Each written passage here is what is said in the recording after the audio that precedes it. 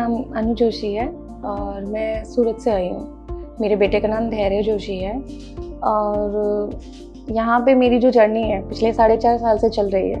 और जब शुरुआत हुई तब मैंने शायद ऑटिज़म नाम की चीज़ ही नहीं सुनी थी कि क्या होता है। मेरे जो बड़े भैया वो ENT सर्जन है, उन्होंने इसको ऑब्ज़र्व किया 3 दिन तक और फिर मुझे बताया कि इसका कुछ ऐसा प्रॉब्लम है जिसमें बच्चे का डेवलपमेंट रुक जाता है। बट डरना नहीं है, ये इंसानों के द्वारा बनाई गई एक समस्या है जिसका समाधान भी हम ही कर सकते हैं। मेहनत करेगी और डॉक्टर का कहना मानेगी, थोड़े अपने एफर्ट्स डालेगी तो शायद बच्चा ठीक भी हो जाएगा। ठीक है, मैंने सूरत में बच्चे को डॉक्टर के पास दिखाया, तब मुझे प्रॉपर पता चला कि ऑटिज़म इसको है और इसको थेरेपी वगैरह करवानी पड़ेगी। ये चीज़ एक्सेप्ट करने में मुझे 3 मंथ लगे कि ऐसी कोई समस्या मेरे बच्चा इस चीज़ से जूझ रहा है जिसमें उसका डेवलपमेंट रुक गया और मेरे साथ ही ऐसा क्यों हुआ। एक्सेप्ट किया, देन उसको डॉक्टर के पास लेके गई तो वहाँ पे थेरेपी वगैरह स्टार्ट की और 1 साल तक मैंने उसका थेरेपी करवाया। लेकिन इतना फ़र्क नहीं पड़ा जितना पड़ना चाहिए, क्योंकि मैं घर का काम करके इसको टीवी के आगे बैठा देती थी और 45 मिनट की जो थेरेपी होती थी वो करवा के लाके वापस टीवी के आगे बैठा देती थी। तो जाहिर सी बात है कि रिजल्ट कहाँ से आएगा, क्योंकि 45 मिनट में डॉक्टर चलो थेरेपी करवा सकते हैं पर 23 आवर्स पेरेंट्स उनके साथ रहते हैं। अगर वो टीवी के आगे, टीवी ही प्रॉब्लम थी, मेन समस्या थी जो मैं इसको 11 घंटे तक दिखाती थी। ठीक है, कोई रिजल्ट नहीं आया। फिर जो मेरे देवर है वो पीडियाट्रिक डॉक्टर है, वो मुझे ये बोल के लेके गए कि बॉम्बे के एक बहुत बड़े डॉक्टर है। तो मेरे दिमाग में ये क्लिक हो गया कि बहुत बड़े डॉक्टर है, ठीक है, मतलब अच्छी जगह जा रहे हैं। और वहाँ गए तो डॉक्टर समीर दलवाई के पास लेके गए। हमने इसको दिखाया, 3 दिन तक इसका पूरा रिपोर्ट वगैरह करवाया, जो कि सूरत में नहीं हुआ था। रिपोर्ट ही नहीं हुआ था, हमें सिर्फ बताया गया था कि ये प्रॉब्लम है। वहाँ पे पूरा रिपोर्ट करवाया।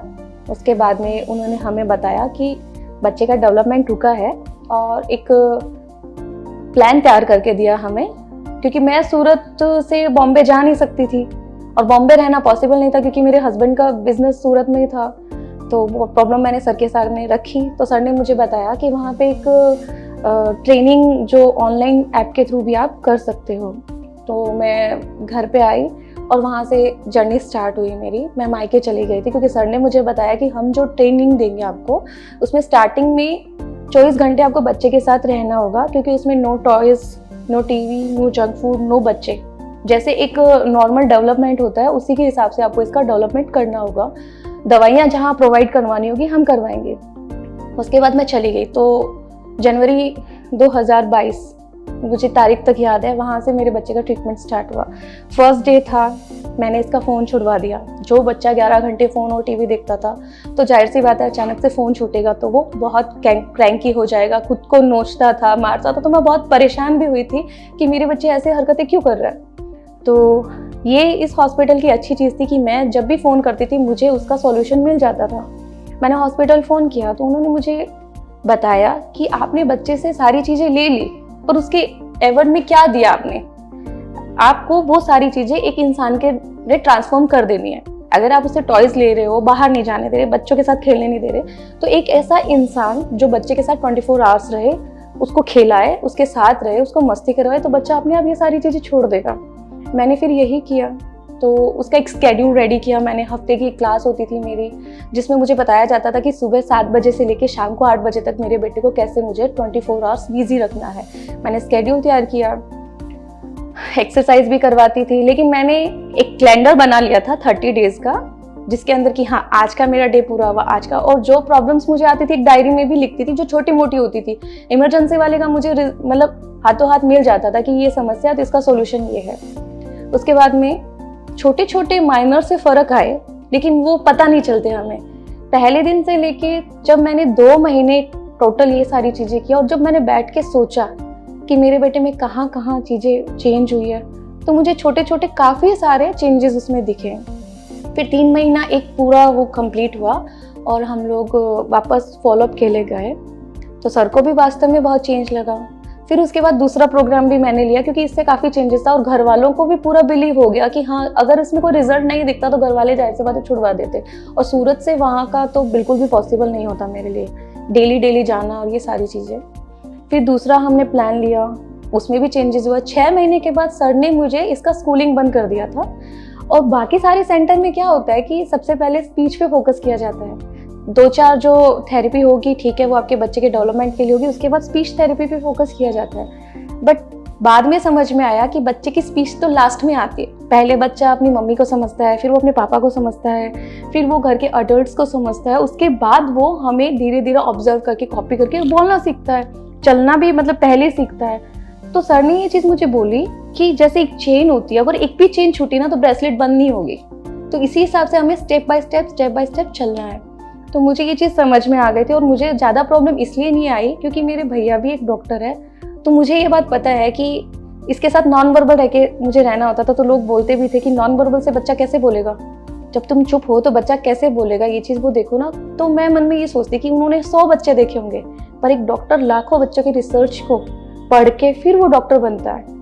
और मैंने अपने भाई को भी देखा था, तो इसलिए मुझे पता था कि डॉक्टर की जर्नी इतनी आसान नहीं होती है। वो बहुत सारे लाखों बच्चों की रिसर्च को पढ़ के फिर हमें बताते हैं और अप्लाई करते हैं। तो फिर मैंने वही उसके साथ नॉन वर्बल लेना शुरू कर दिया, गेस्चर से उसके साथ बात करती थी, धीरे धीरे उसमें गेस्चर्स आने शुरू हो गए, धीरे धीरे उसकी स्पीच भी आई। तब सर ने मुझे बोला कि 1 वर्ड कम्युनिकेशन स्किल्स आप इसके साथ कर सकते हो, तो उसको समझ भी आता था। फिर उसने बोलना भी ट्राई किया। एक गलती बस मुझसे यही हुई थी कि सर ने मुझे बोला था 1 वर्ड कम्युनिकेशन स्किल्स आपको लेने हैं, लेकिन मैं फास्ट बोलती थी, जिससे मेरा बच्चा तुतलाने लग गया। पर बाकी पेरेंट्स शायद ये चीज़ नहीं समझते, वो स्पीच पे ज़्यादा फोकस करते हैं। अब बच्चे को समझ ही नहीं आएगा कि वहाँ जाके बैठो और सिर्फ तोते की जगह बुलवा रहे, तो बच्चा कैसे करेगा ये चीज़। तो मैंने जैसे जैसे सर ने मुझे बोला मैंने किया। स्कूल भी मैंने नहीं डाला उसको, स्कूल से भी हटा दिया, ताकि सर बोले कि स्कूल में अभी मत डालो, इकोलेलिया का प्रॉब्लम हो सकता है। 6 महीने बाद में सर ने मुझे बोला कि इसको स्कूल में डालो और विदिन 3 मंथ आप इसको सिर्फ वहाँ पे बैठना सिखाओ, एक आर्मी स्कूल के जैसे। वहाँ से आपको इसको पढ़ाने का कुछ नहीं रखना है, पढ़ लेगा ये बाद में। मेरे दिमाग में सिर्फ यही था कि मेरा बच्चा बस ठीक होना चाहिए, स्टडी सेकंड पॉइंट है। और मैंने इसको 1 साल पीछे भी डाला, तो मुझे उस चीज़ से भी फ़र्क नहीं पड़ा। स्कूल गई और मैंने पेरेंट, वहाँ के जो टीचर्स हैं उनको बोला कि मेरा बेटा पढ़े या ना पढ़े मुझे फ़र्क नहीं पड़ता, पर मेरा बेटा बैठना सीखना चाहिए। टीचर्स काफ़ी हैरान हुए थे कि ऐसे पेरेंट्स तो पहली बार देखे हैं। बट 3 मंथ बाद में वो टीचर्स खुद ही बोलने लगे। नर्सरी स्कूल का बच्चा जहाँ 20 तक सिर्फ काउंटिंग होती थी, मेरा बेटा 110 तक खुद बोलने लग गया था और क्लास में फर्स्ट भी आता था। थोड़ा ADHD का प्रॉब्लम था, लेकिन जाहिर सी बात है वो बैठना धीरे धीरे, पेशेंस जो होता है उसमें काफ़ी चाहिए। एक बच्चा, एक साइकिल है, अगर वो ख़राब हो जाए, रेस में दौड़ा रहे हैं, तो पहले उसको ठीक करेंगे, फिर उसको उस रेस में दौड़ाएंगे और फिर हम ये उम्मीद नहीं कर सकते कि वो आगे वाली को पीछे छोड़ दे। हम धीरे धीरे उसको आगे लेके जाएंगे ना, तो अपने आप बच्चे की स्पीड बढ़ जाएगी। पर बाकी पेरेंट्स ये चीज़ नहीं समझ पाते हैं। वो सोचते हैं कि साइकिल खराब होगी तो क्या है, जल्दी से बस इसको रिपेयर करो। तो जल्दी करने के चक्कर में वो साइकिल दोबारा टूट सकती है। तो पेशेंस लेवल इसके अंदर बहुत हाई चाहिए। मैं मेरा टारगेट लेके चली थी कि सर ने मुझे जितना बोला था मैं उससे थोड़ा एक्स्ट्रा ही लेके चली थी, ताकि मैं डिप्रेस नहीं हूँ। मोटिवेट खुद को खुद करती थी, और जहाँ मुझे लगता था कि अब मैं नहीं कर पा रही हूँ, तो वहाँ मैं क्लिनिक में फ़ोन भी कर लेती थी। वहाँ से मुझे थोड़ा मोटिवेशन भी मिल जाता था कि मैम आप ऐसे नहीं ऐसे करो, ऐसे नहीं ऐसे करो। रिजल्ट के बारे में मैं सोचती ही नहीं थी। सर ने मुझे बोला कि अब आप इसको जैसे एक्टिविटीज़ में डाल सकते हो। मैंने डांस क्लास में डाला, लेकिन मैंने कभी रिजल्ट नहीं मांगा। मेरे लिए क्या था कि इसको बस एक्टिविटीज़ करवानी है। और हाउस होल्ड एक्टिविटी में सर ने मुझे बोला कि आप इसको हाउस होल्ड एक्टिविटी करवाओ। लेकिन कई पेरेंट्स क्या करते हैं, एक्टिविटी करवाने का बोलते हैं तो बस वो बैठ के देखते हैं, वो सोचते हैं कि बस घर का काम करवाना है। बट इस प्रोग्राम के अंदर होता ये कि आपको इंटरेक्शन पे फोकस करना पड़ता है। इंटरेक्शन तब होगा जब आप घर का काम मस्ती से बच्चे के साथ करें, तो बच्चे को वो रियलाइज होगा कि टॉयज जैसी दुनिया और जैसे टीवी जैसी दुनिया, उससे भी बाहर एक दुनिया है। वो मेरी माँ है और मुझे सबसे ज़्यादा प्यार करती है, तो वो हमें अपने आप ऑब्जर्व करेगा, देखेगा, सीखेगा, दुनिया सारी सीख के फिर वो बोलना भी सीखता है। उसके बाद में वहाँ से उसको स्कूल में डाल दिया, एक्टिविटीज़ में डाल दिया, और धीरे धीरे करके मैंने मतलब स्टेट लेवल विनर भी बन गया मेरा बेटा। मैंने खुद के भी एफर्ट्स डाले। सर ने जो चीज़ें बोली उसके अंदर मैंने प्रॉपर पूरा ध्यान दिया। जैसे सर दवाइयाँ भी देते हैं ट्रीटमेंट में हेल्प के लिए, क्योंकि दवाइयों की नीड होती है। बच्चे हाइपर एक्टिव होते हैं, तो बच्चा बैठता नहीं, और बैठेगा नहीं तो हम चीज़ें कहाँ से करवाएंगे, एक्टिविटी कहाँ से करवाएंगे। तो मैं क्या करती थी, सर ने जो दवाइयाँ दी थी वो प्रॉपर उसी टाइम पे फिक्स 7 बजे देनी है तो देनी है। तो उसमें मुझे काफ़ी हेल्प मिली थी, क्योंकि मेरा बच्चा मेरी चीज़ें सुनता था बैठ के।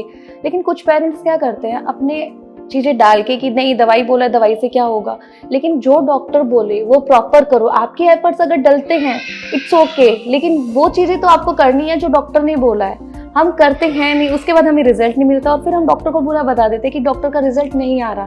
अगर नहीं आता, जैसे एक क्लास है, क्लास में टीचर सबको एक जैसा पढ़ाता है, कोई बच्चा मेरिट में आ जाता है और कोई बच्चा फेल भी हो जाता है। मैटर ये करता है कि वो बच्चा कितनी मेहनत कर रहा है। डिपेंड आप पे है कि आप अपने बच्चे पे घर पे कितनी मेहनत कर रहे हो। डॉक्टर सिर्फ आपको गाइडलाइन देगा, डॉक्टर आपको थोड़ी दवाई देगा, लेकिन आप घर पे 23 आवर्स उस बच्चे पे कितनी मेहनत कर रहे हो वो भी रिजल्ट देगा, क्योंकि डॉक्टर 45 मिनट में आपको कोई घुट्टी डाल के नहीं पिला सकता है। तो मैटर आप पे भी करता है। 25 अगर डॉक्टर पे है तो 75% आप पे भी डिपेंड करता है कि आप अपने बच्चे पे कितनी मेहनत कर रहे हो। लेकिन मैं खुश हूँ कि आज मेरा बेटा क्लास में फर्स्ट है, डांस में फर्स्ट है, थोड़ा हाइपर है, लेकिन उसमें भी मैं थोड़ा मेंटली प्रिपेयर हूँ कि मुझे थोड़ा पेशेंस चाहिएगा, क्योंकि जो चीज़ खराब हो चुकी है उसको ठीक होते होते थोड़ा टाइम लगेगा। 1 साल में वो रिजल्ट नहीं मिल सकता। और मेरे बेटे को वहाँ से डिस्चार्ज में मिल गया, लेकिन अभी भी मैं सर के टच में हूँ। जब भी मुझे लगता है मैं विदिन 4 मंथ या 6 मंथ सर से एक फॉलोअप ले ही लेती हूँ, ताकि मुझे पता चलता रहे कि मैं कहाँ पे और मेरा बेटा कहाँ पे है। तो इसलिए मैं सर को थैंक यू बोलूँगी कि सर ने इतनी अच्छी गाइडलाइन दी और यहाँ तक पहुँचाया मुझे। Thank you.